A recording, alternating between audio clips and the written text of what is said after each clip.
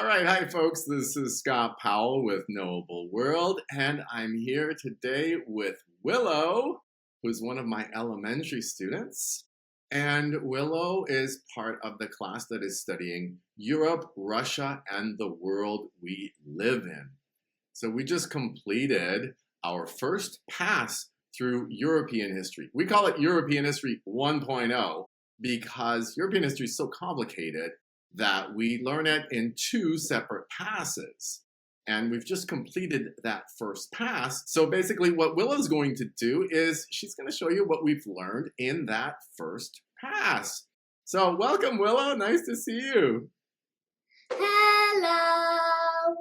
Wonderful. Okay, so we are talking about Europe, Russia, and the world we live in. Let's start where we always start at Knowable World, with making sure that everybody else out there knows about that world that we want to understand. All right, Willow, so go ahead and give us that basic formulation that explains the world we live in. The world we live in is an interconnected agglomeration of nearly 200 countries, organized into 10 major cultural blocks and others, with 5 cardinal cultures in which the United States has primacy. Excellent. Okay, great. So for everybody else out there that's going to be watching this interview, I'm going to put a set of maps on there so you can see how powerful it is to understand the world in terms of cultural blocks rather than merely countries. Because as Willow said, this interconnected agglomeration, this big mess of 200 is not a good foundation for studying history. And so what we do at Knowable World, the first thing that we do is we organize it into cultural blocks. Europe is one of those. And not only is it one of those 10 major cultural blocks, Willow, but Europe is in fact one of the cardinal cultures. Can you explain what that means? A cardinal culture has an important effect on history and is in the driver's seat, meaning it controls where history goes, or where the cow goes. Yeah, very nice, right? That's the metaphor that we use. Cardinal cultures are in the driver's seat. They are affecting the direction of history more than others. All right, so Europe is one of those. Now we're going to talk about what kind of culture Europe has today. All right, Willow, so Europe is one of the cardinal cultures. What kind of Europe do we have today that is trying to change the direction of history? What kind of Europe is it? We have a European Union. Excellent. And the European Union is a group of countries. Do you remember how many of them? There's about like 43. Sorry, how much? 43. There's 43 altogether, but only 27 of them are in the European Union.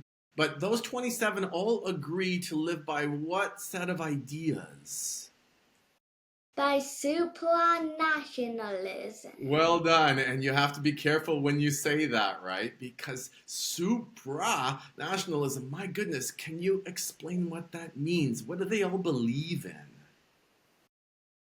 Supranationalism is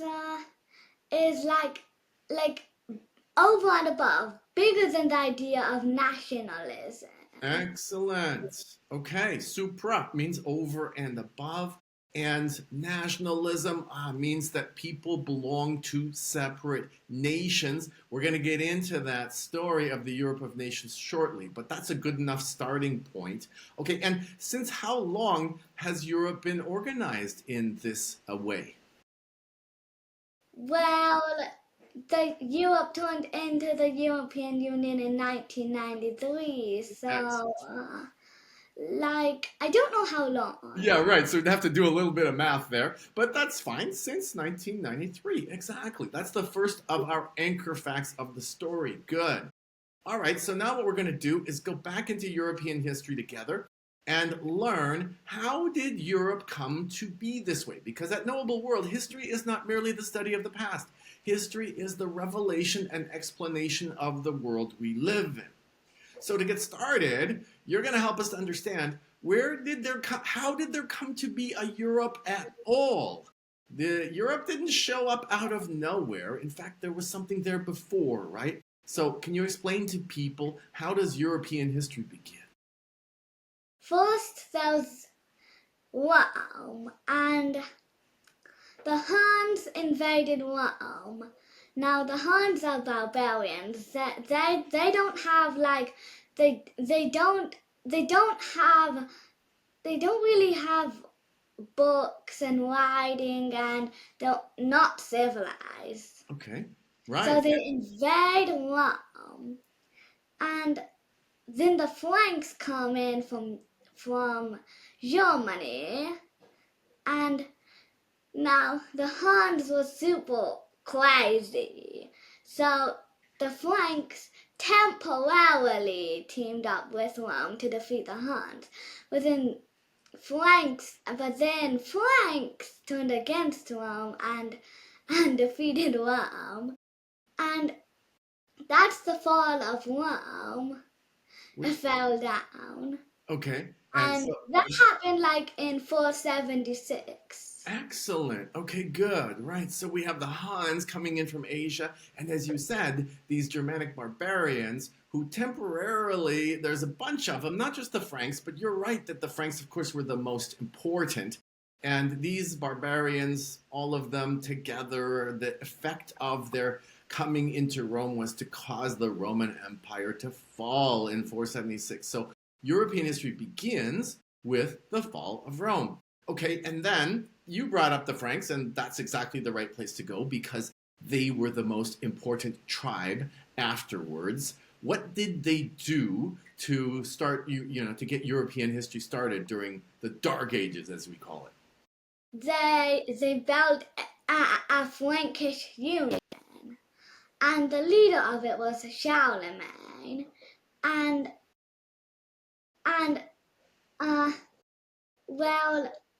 the Frankish Union failed because the Franks had this weird tradition that they passed the land on to the son, and Charlemagne only had one son, but that son had 3 sons. So the land was split, and then the sons started fighting, and then it kept on getting split, and then split, and then split.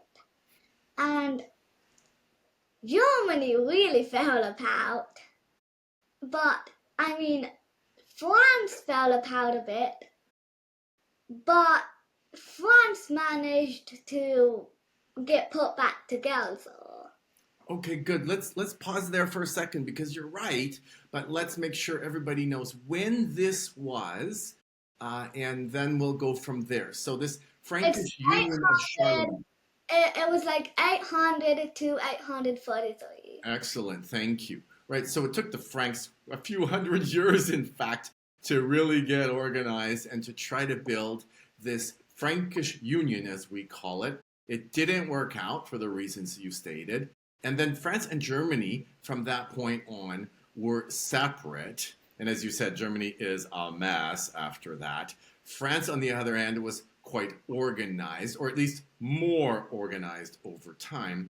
It had a monarchy that gradually became very powerful. So let's talk about that story of the French monarchy and what it led to. All right, Willow, so we have France and Germany separate, and Germany not doing so well, and France, okay, is more organized with a monarchy. And this leads to a really interesting situation in European history. So let's talk a little bit about the progress of the French monarchy.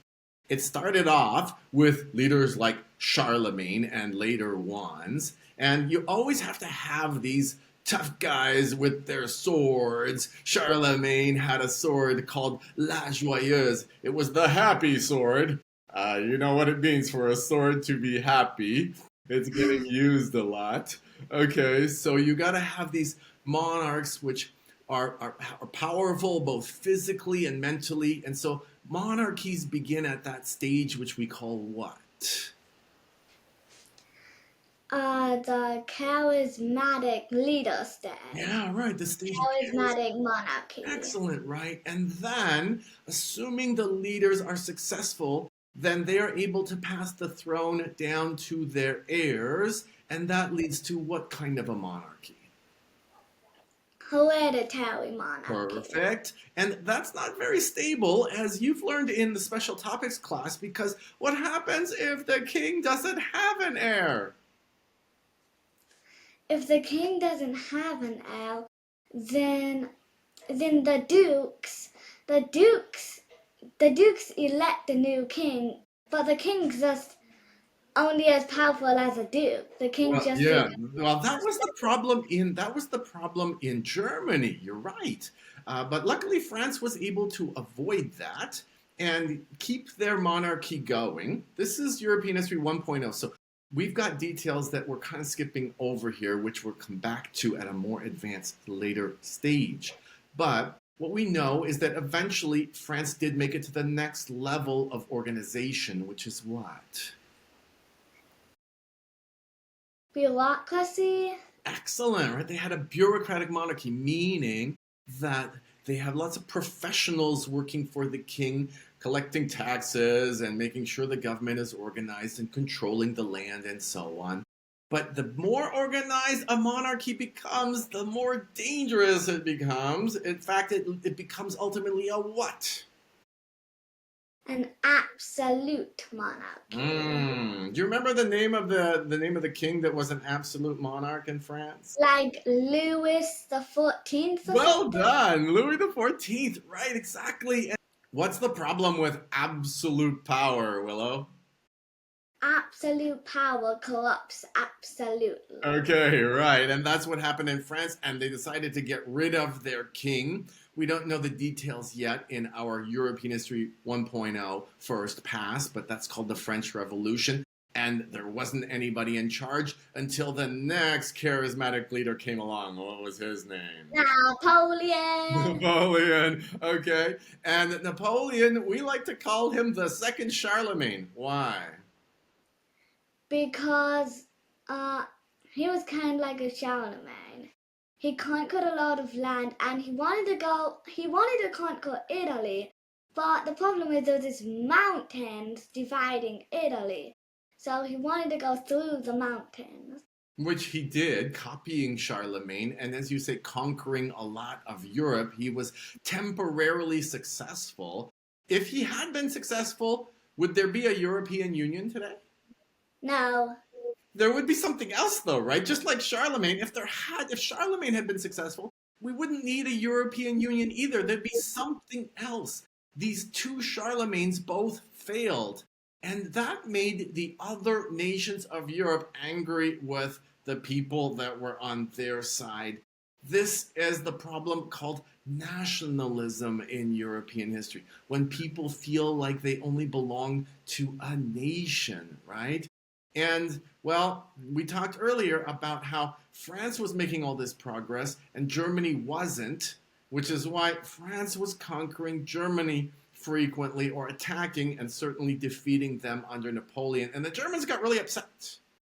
And so they said, we don't want to be picked on anymore.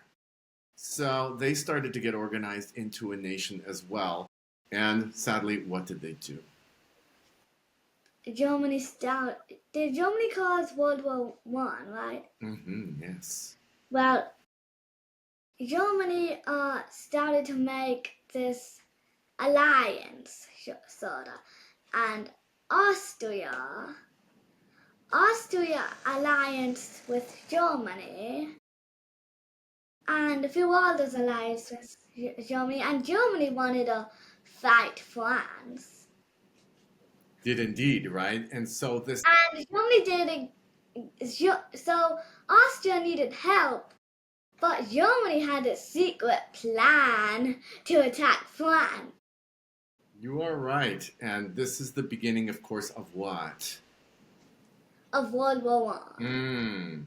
Which was a terrible war, and it was started mainly by Germany. Well, they had all this new equipment, and everyone would just dig holes and shoot bombs and guns, and they couldn't really win. You're right. And You're right. the United States kicked in, and apparently the United States won. Okay, When it very good. Right. was So, give us the dates for World War I, Willow. World War One, 1914 to 1919. Excellent. And it started mainly because of Germany wanting to attack its neighbors, and it was ended because the United States intervened. But the strange thing happened after that is that everybody was hoping to have peace, but Germans were not really looking for that. And unfortunately, they decided to follow a new leader whose name was. Adolf Hitler, Indeed, leading to what? leading to World War II. And the dates for that are? 1939 to 1945. Excellent. Oh my goodness, Willow, right? Look at you. I'm just asking you for dates, and these are what, folks, these are what we call anchor facts.